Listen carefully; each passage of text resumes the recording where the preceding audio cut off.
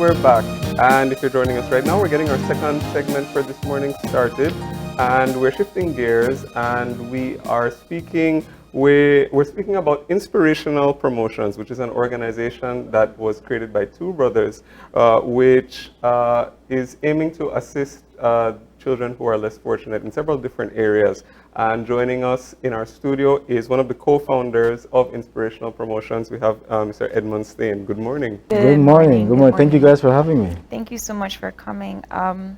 So for our viewers who are not aware, and they should be, but they're not aware, what is Inspirational Promotions? Well, Inspirational Promotion is a spring off from Inspiration Arts, which was an organization started by my brother Brian Dina.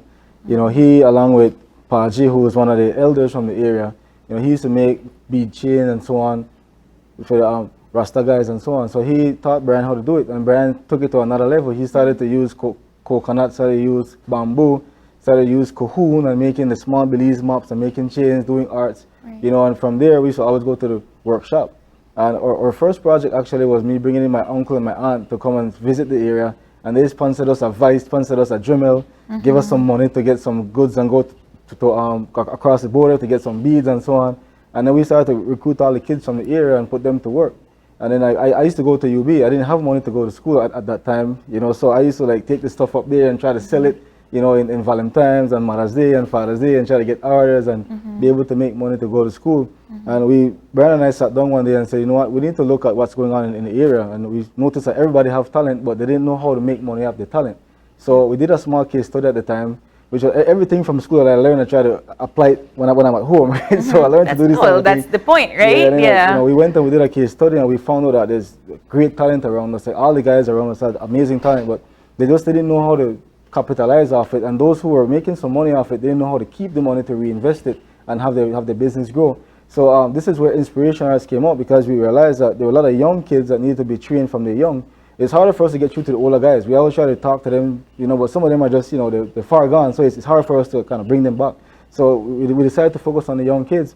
And Brian used to work right here at Channel 5. So he had a guy come in that was homeless. And he really wanted to trim this guy before he came on air, right? But he came home and said, Brian, hey, Edmond, I mean, there's a lot of people probably in this situation that need a haircut, need to go back to school. He just encouraged me to go out, and we started to go and try to see if we get help.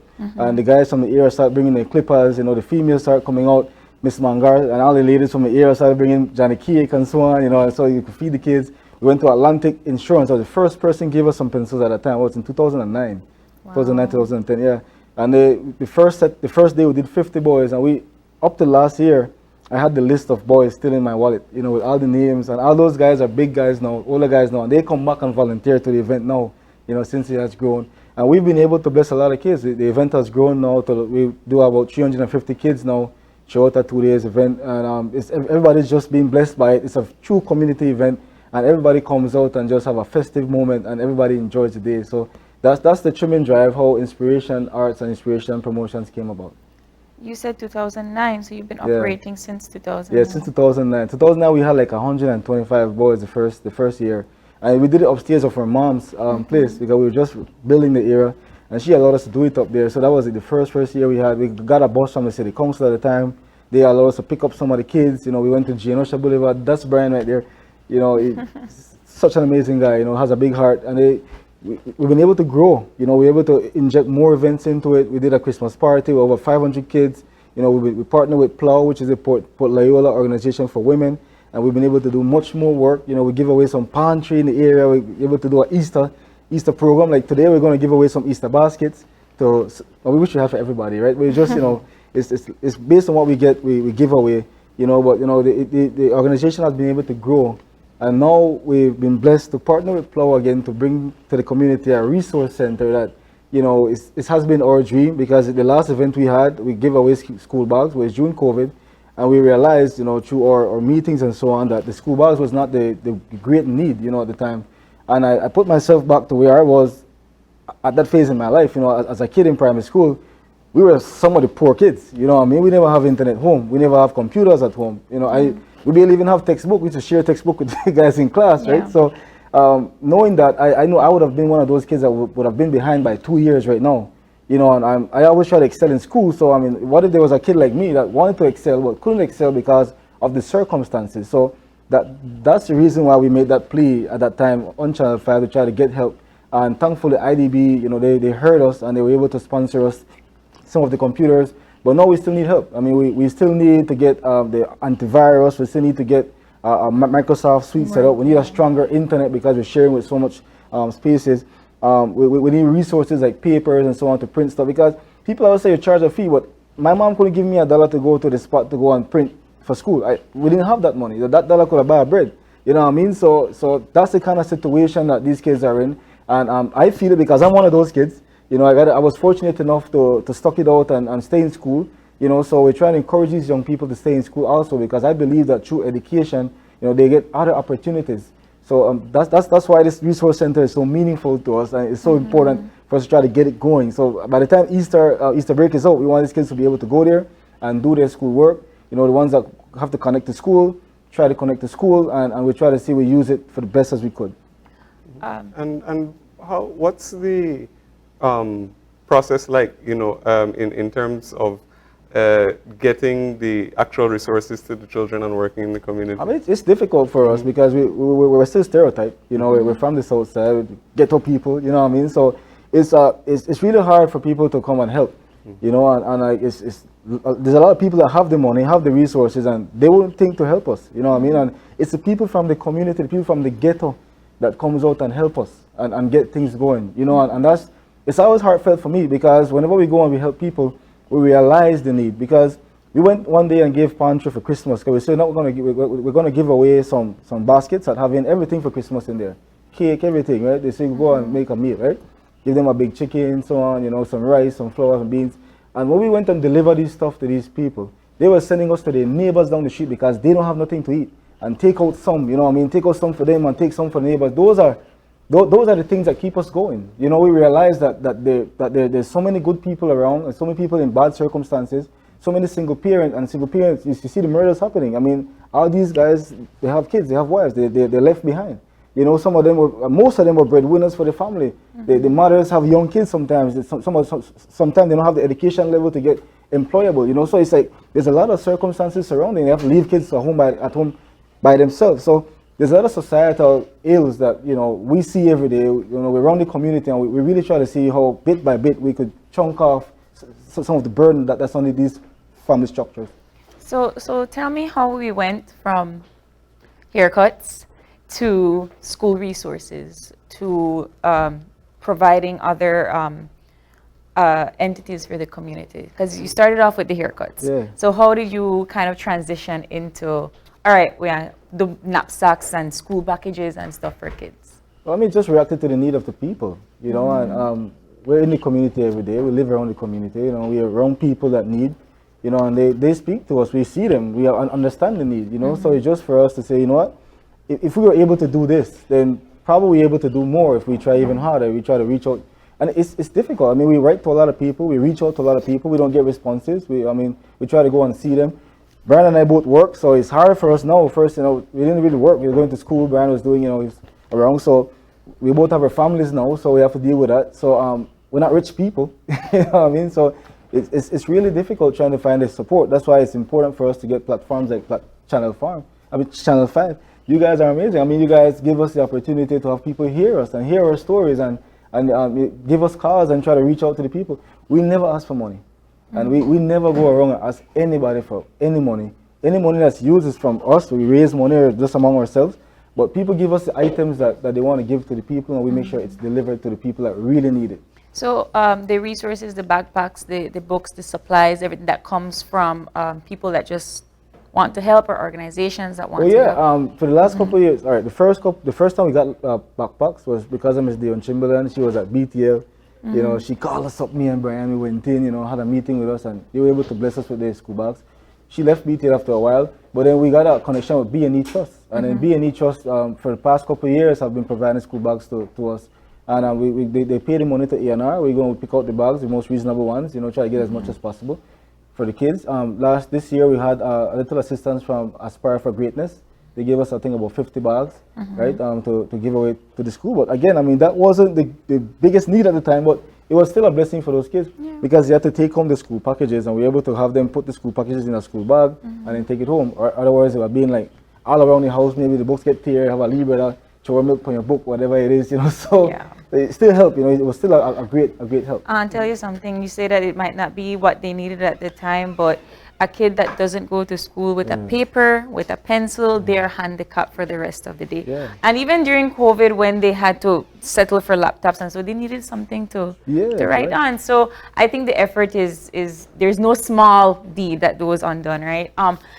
So the transition to school, now to technology, right? So what has that been like? Well, I have some great friends, I have some guys around me that we all went to school together, some of them advanced their knowledge in Taiwan and able to study, because of scholarships and so on. And these guys really want to give back. And when this resource center happened, I didn't even know that I had some colleagues that work with me that were passionate about doing IT-related, technology-related programs. So now, we're able to do it in a formal setting, so we're trying to see how we could have some video editing, skills being taught to people, people could learn to do some programming, because Belize is a country that has a lot of space for programs. I mean, we're primitive in a lot of processes, so it's really a lot of space for young people to get in there, technology savvy, and go and help businesses to enhance their services. So these guys are coming to do that, and also there's some people that are trying to find jobs. They don't have a computer at home. They want to write a job letter, need a resume, you print it out, that kind of thing, references. So having a resource center like this will definitely, fill that space. I could remember trying to find how I would print out a job letter for care, to try to apply for a job. I mean, it may seem simple to a lot of people that have the resources, but there's a lot of people that really don't have these resources. So, and that's why it's so impactful for us to be able to provide this. Because I know that I was once in the position, and I know there's a lot of people like me out there that really want to be somebody and really want to, try to elevate, but then it's just hard, what I mean? And, having started in 2009, that means that the first, set of boys that you were working with or kids, they're now pretty much grown up. Yeah. So what's the process been like watching people grow up that you've helped, and some of the ways in which maybe some of them do give back? Yeah. Well, I could just say, for example, most of the guys that come to the event, all the guys that were at the event when they were young and they live in the area, all of them come out to volunteer. Like all of them, they come and cut here, they come and clean the yard, they come and help us set up the tent, so everybody comes out and volunteer. And we had a system in place, Bern and I, when I used to live in Belize City at the time. I live in Belmopan now. But I because of moving away, I lost the relationship with some of the young guys, and then, some of them got carried away into the gang world and so on. That's our fight. Our fight has always been trying to get these kids out of getting into that mindset of just being in a gang, and have them understand that there's more to it than just being in a gang. So that has always been our fight. So the transition, now we're looking at how we have affected these kids and show them that we could be positive and still make money, or positive and still survive, positive. And because when I grew up as a kid, all I saw was the drugs dealers, and I saw them with big chain, big vehicle, nice cars, nice house, and everything. And that was our icon, because boy, I want to be like that. I want to live that kind of lifestyle and could buy what I want and so on. So there's a program that I've written through my master's that I've taken for project management that deals with providing vocational opportunities for kids at a young age. And we're trying to get into primary schools and high schools, so these kids can learn and know from a young age that if you drive a tow head, you can make money. If you learn how to do construction, you can make money. If you learn how to drive a boat, you can make money. Learn a trade and if you learn how to do a forklift, you can make money. So those are the type of things that we're trying to instill from a young age, so that these young people get industrious. The only way we could do it is, because a lot of them don't like school, so they're not cut out for school. Some of them, they want to learn, they don't really want to learn nothing but to go out and work and make money. So that's the reason why I took it upon myself to make my thesis be a project in this nature, and hopefully we get it funded, because this is what I want to spend my life. I want to spend my life showing these young people that we could use the things around us and use them in the right way and be able to survive for ourselves and feed our families. Because everybody right now, anybody pick up gun right now for go rob somebody, for their man, for their family, they think about. Yeah. They think about it, pick, then they home with them, boy, I'll buy this and pick near them, have a good Easter or something, so it's always a Easter or a Christmas or something these guys are going towards. So we need to find meaningful employment. And how do we do that? How do we do that? We have to train up our people how to think, because it's like slaving in the mind. You know, we need to free up our minds and understand how we need to think positively, think the right way, and then the right energies develop. We do the right effort. You know, we become a bit spiritual, because we need some level of spirituality coming from where we come from. You know, as a balance. So with all that, we're able to show these young people that there is an opportunity for you to be somebody, just by starting off by staying in school, being encouraged, having somebody to talk to. Sometimes having somebody to talk to for these young people will make a difference. I remember one time, I told the story several times before when I came on this air, but it's always impactful to me. There was this one kid giving a lot of trouble at the event, just making a lot of fuss. And I pulled him one side. You know, that kid was from a children's home. We always try to reach out to a children's home every event that we do. And he told me he saw his dad kill his mom in front of his face.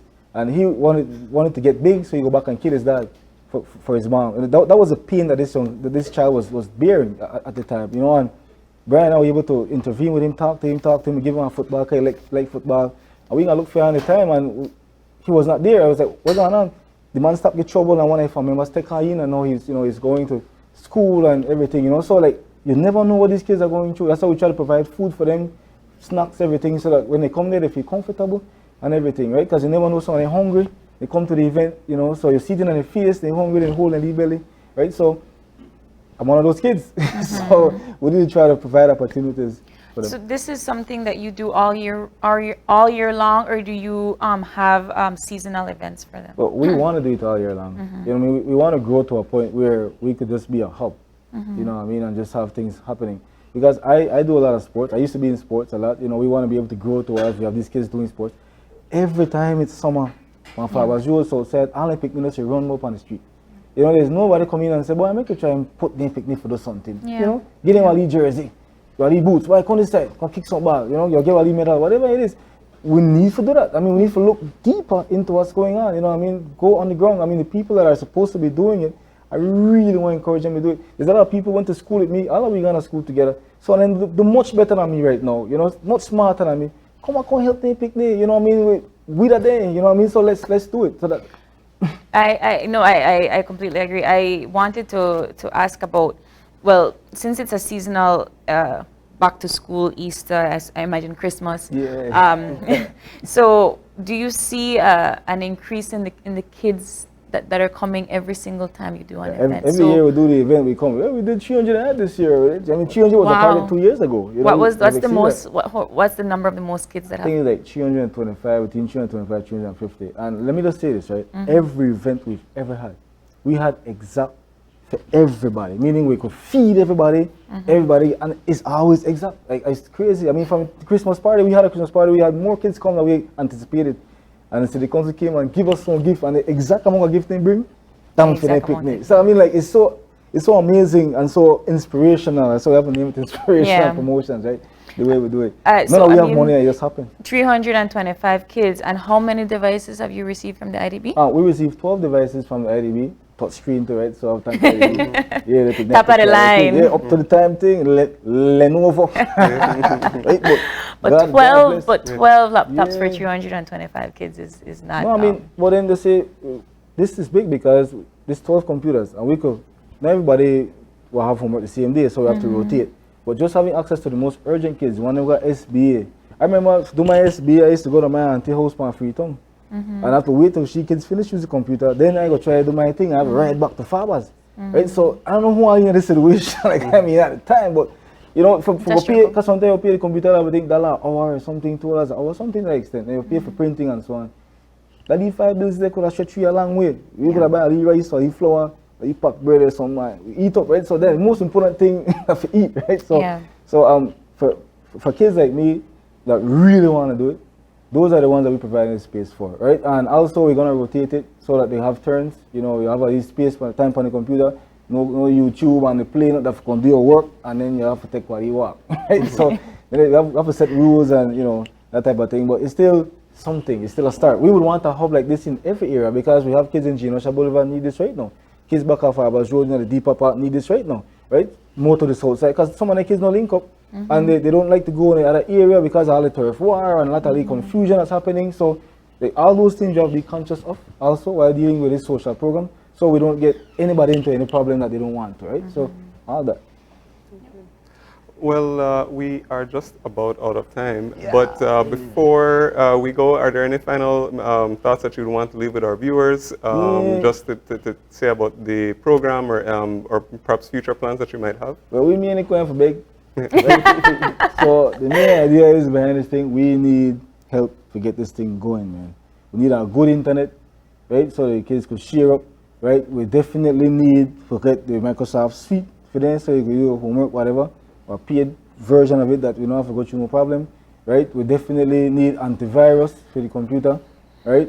And we need resources, you know, paper, the book and pencil, because sometimes the kids don't have their resources, so we want to be able to provide that to them, right? We also need, we try to give at least typing for somebody to go there every evening to take care of the kids, you know, at least small money for the day for somebody. Because we ask people to volunteer, but these people have needs too. You volunteer whole day, go home broke, they should starve. I don't think that makes sense. People are encouraged to do it in a way, right? We call it the poor people. So at the end of the day, I mean, those are the things that we really need right now. Right now we're planning the back to school drive again. We're gonna do it really big. So I have to shout out to AP because we might do a big Farmers Road day, and we have some big artists from Farmers Road we have to try to highlight and give them a spotlight, a platform to show the people the talent they have, right? So we're gonna do it really big for we say it big, right? It's not expensive. I'm pretty sure you'll be big. Yeah, so Black Party style for the farmers, right? We need to do that in conjunction with the back to school drive this year, because this is going to be the 10th one that we're doing this year. It should have been last year. We never count that. We just give away the bags, right? We never have the event. So we want to have the kids excited. We need help for that. Not even one thing gets sponsored for that yet, but we're faithful that it's going to be it's going to happen, right? And just stop, man. Please reach out. I also big up Brian.